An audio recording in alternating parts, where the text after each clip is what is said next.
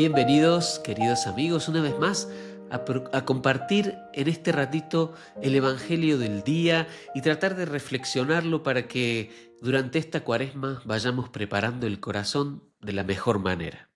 Y para el día de hoy he invitado precisamente a la hermana Camila del movimiento de Schoenstatt y que es una cara nueva en este servicio que viene ofreciendo desde hace tiempo para los hispanohablantes allí en Fallendar, en la ciudad bien llamada como Schoenstatt, que es donde está este movimiento que tanto trabajo hace por la evangelización. Así que le damos la bienvenida. ¿Cómo estás, hermana Camila? Muchas gracias, Francisco, por la invitación. Muy bien, contenta también de compartir este ratito con todos ustedes y, y también, bueno, agradecida por ahora los pocos meses que llevo en mi trabajo acogiendo peregrinos, también visitando lugares, por todo el cariño recibido, también por el apoyo y, y nada, muy contenta con lo que me toca hacer aquí. Durante un tiempo nos estuvo acompañando, también acompañando a la delegación, la hermana Carolina, que venía de Argentina. Ahora vienes tú, cuéntanos de dónde vienes y también cuál es la tarea que vas a hacer precisamente allí en este servicio. Yo soy chilena, llegué hace un año casi, el 12 de marzo del año pasado llegué a Schoenstatt para trabajar precisamente en lo mismo que hacía la hermana Carolina.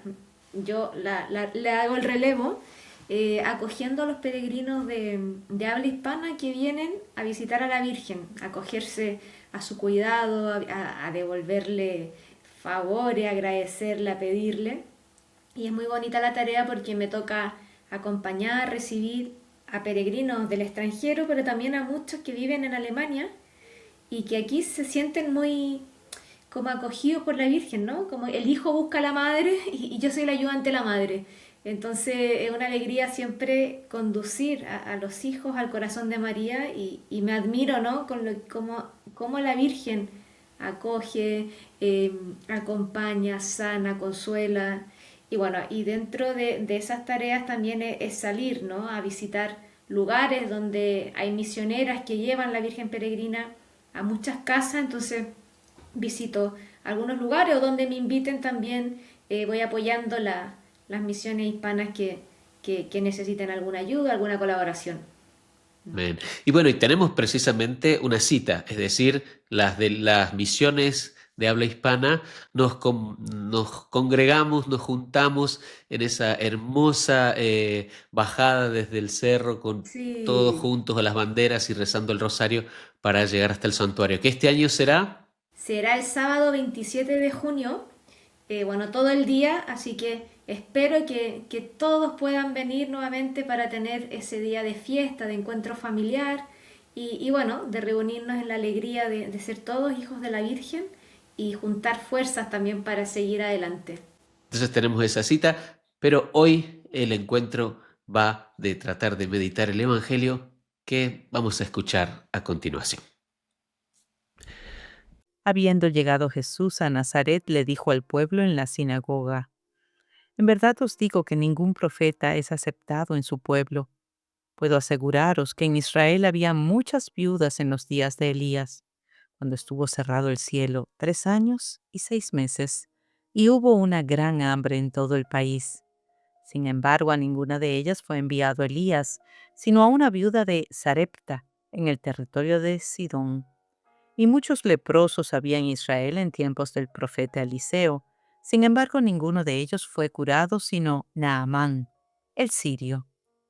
Al oír esto, todos en la sinagoga se pusieron furiosos y levantándose lo echaron fuera del pueblo y lo llevaron hasta un precipicio del monte sobre el que estaba edificado su pueblo, con intención de despeñarlo.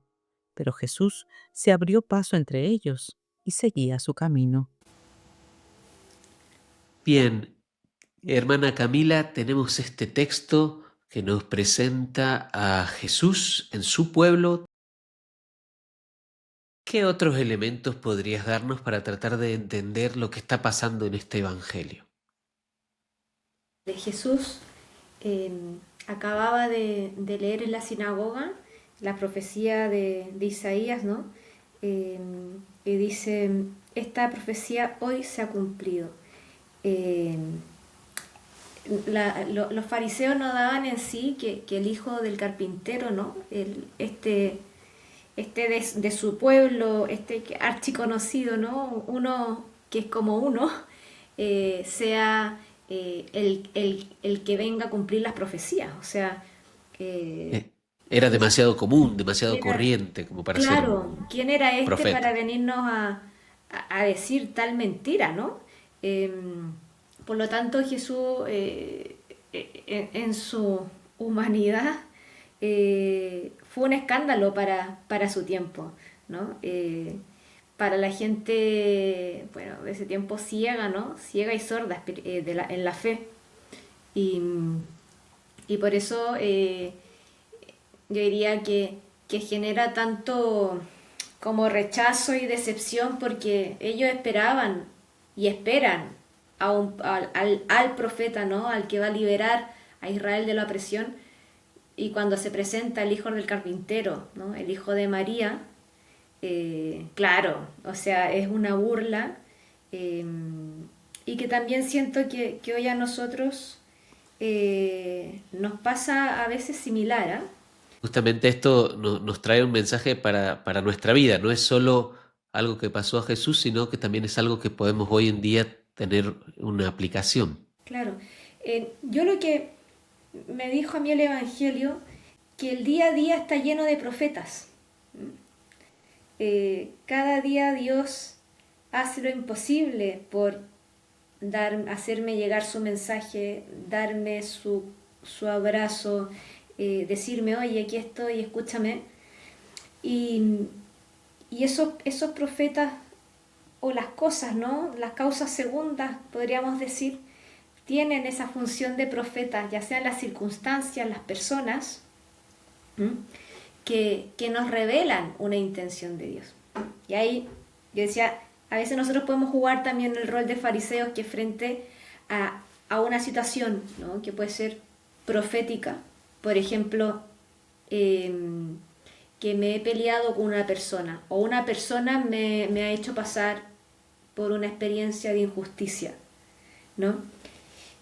Mis ojos humanos que ven a la persona que me generó la injusticia, pero no somos capaces de ver la acción profética que hay a través de esa persona, que Dios me la regala para hacerme subir más alto. Ese es el sentido, por ejemplo, de la cruz, del sufrimiento, que tienen funciones proféticas. Cómo yo aprovecho las circunstancias, ya sean bonitas o difíciles, para descubrir a Jesús en ellas, ¿no? ¿Y qué es lo que me está queriendo decir a mí? A mí, que soy una pobrecita como la viuda de Sarepta o tan leproso en el alma como Naamán, ¿no? El sirio. ¿Mm? Claro. Sí, creo que ahí también hay una coincidencia de que la gracia llega por obra misma de la gracia y no por mérito, ¿no? En este sentido de que algunos estaban esperando que viniera porque, claro, era el más sabio, porque era el más rico, porque era el más bueno, y la gracia se derrama como quiere, donde quiere y donde tiene que ser, en el fondo, en el sentido de que aparezca Elías para esta viuda, o que Jesús crezca en una aldea pequeña de Galilea, y de ahí salga el Hijo de Dios. Y también se me ocurre que a veces nosotros pensamos que hacemos tanto mérito que Dios debería cubrirnos con su gracia, pero no va por ahí, ¿no? No, y yo creo que el mensaje también que por lo menos a mí me invita el Evangelio de hoy es crecer en mi fe, ¿no? Es pedir, Señor, aumenta, Señor, mi fe. Creo, pero aumenta mi fe porque Jesús quiere hacer esos milagros en nuestra vida. Nos manda muchas circunstancias, bonitas y difíciles, las bonitas, las de alegría, las de éxito, es para que nos volvamos más agradecidos. No para que nos volvamos orgullosos o nos olvidemos de Dios en el día de bonanza. No, o sea, los días de bonanza son tiempos de gratitud, de alabanza, como yo, que sale con más facilidad, pero también como en los momentos de más dolor o de apretura, como yo me dejo, ¿no?, sanar por Jesús, porque si manda algo o me manda una piedra, es que hay una intención de Dios para hacerme más libre, para hacerme más hijo y para entrar al alma que está necesitada de sanación y de salvación. Este tiempo de Cuaresma en el que estamos tratando de hacer un esfuerzo especial por preparar el corazón, esto que dices de que podemos pedir por la fe para ver a Jesús, también nos ayuda, porque si fueran por nuestros ojos humanos, quizás sería como estos que estuvieron allí frente al mismo Jesús, que podían tocarlo y todo, y no lo vieron, no lo reconocieron, porque estaban ciegos, como dijiste también en algún momento, porque estaban solo con su corazón sin preparar. Y creo que todo este proceso que estamos haciendo de pedir fe, de orar, de hacer limosna, de hacer penitencia, nos ayuda a poder descubrir a Jesús como el verdadero Salvador, ¿no? Sí, sí.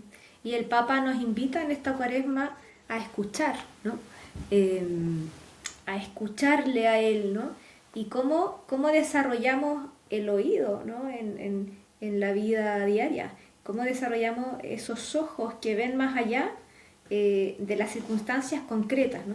Y cómo nos vamos en la noche antes de irnos a dormir con un corazón agradecido, si es que fueron cosas bonitas, o también con un corazón en paz, si fueron situaciones difíciles, ¿no? Como es tan importante que en esta Cuaresma aprendamos como a ensanchar, ¿no?, nuestra fe para escuchar mejor, ¿no? Para de esa manera ver mejor, oír mejor y hablar, ¿no?, anunciar. Eh, Claro. para ser Sí, nosotros también profetas como lo es Jesús, ¿no? claro. Escuchar tiene esa virtud de que uno necesita parar, necesita atender, necesita realmente concentrarse en lo que me están diciendo o lo que está sucediendo ante mí y no lo reconozco. Así que creo que es un tiempo hermoso para poder hacer una pausa de vez en cuando, tratar de hacer oración contemplativa, de mirar a Jesús o acercarme a una capilla o a un santuario. Dios quisiera, ojalá haya alguno cerca, y entonces dejar que la gracia me hable y yo no escuchar por dónde quieren ir las obras de Dios en mi vida en este tiempo. Sí, también identificarnos con Naamán, ¿no?, o con la viuda de Sarepta, y con esa actitud, ¿no?, de necesidad, tener esos momentos de encuentro, ¿no?, con el Señor, ¿no?, y saberlo descubrir en situaciones proféticas o personas que han funcionado como profetas, en la oración, y preguntarnos, Señor, ¿qué me has querido decir con esta situación dolorosa que he vivido hoy día, ¿no? ¿Y cómo te quiero responder yo? Porque Dios está en todo, ¿no? Con Él iniciamos el día, con Él descansamos y al otro día nos volvemos a levantar.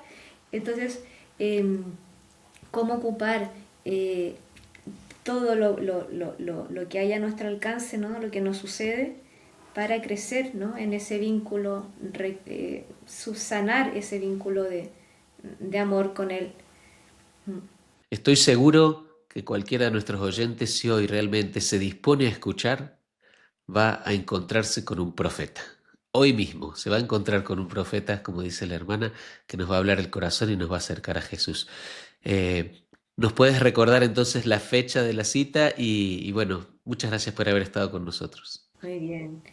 Te agradezco la invitación y bueno, están todos nuevamente invitados al sábado 27 de junio al santuario de Schoenstatt, aquí en Fallendar, Coblentza, donde nos reuniremos todos los peregrinos de hispanohablantes para tener un día de encuentro, de oración junto a la Virgen. Así que los espero a todos y también rezo por ustedes. Y muchas gracias a todos por haber dedicado este ratito a la contemplación, a la meditación del Evangelio.